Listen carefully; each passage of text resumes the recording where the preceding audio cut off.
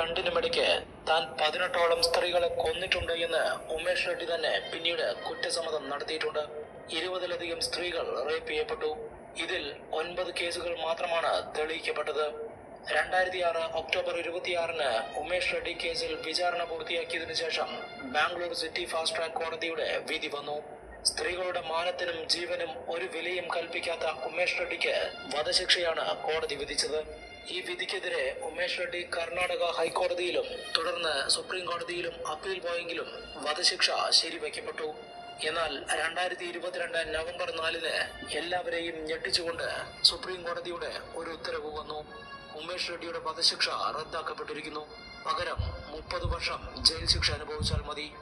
Already 20 വർഷത്തോളം ശിക്ഷ അനുഭവിച്ചു കഴിഞ്ഞതിനാൽ ഇനിയൊരു 10 വർഷത്തിനുള്ളിൽ ഉമേഷ് റെഡ്ഡി പുറത്തിറങ്ങുമെന്ന് ചുരുക്കം. 2034-ൽ ഉമേഷ് റെഡ്ഡി പുറത്തിറങ്ങുമെന്ന് വെച്ചാൽ പോലും അന്ന് അയാൾക്ക് 65 വയസ്സേ കാണൂ. ബലാത്സംഗങ്ങളും കൊലപാതകങ്ങളും നടത്തി ജീവിക്കാൻ കേൾപ്പുള്ളിടത്തോളം കാലം ഇനിയും അയാൾക്ക് സുഖിച്ച് ജീവിക്കാം. ഈ കേസിനെ കുറിച്ചുള്ള നിങ്ങളുടെ അഭിപ്രായങ്ങൾ കമന്റായി രേഖ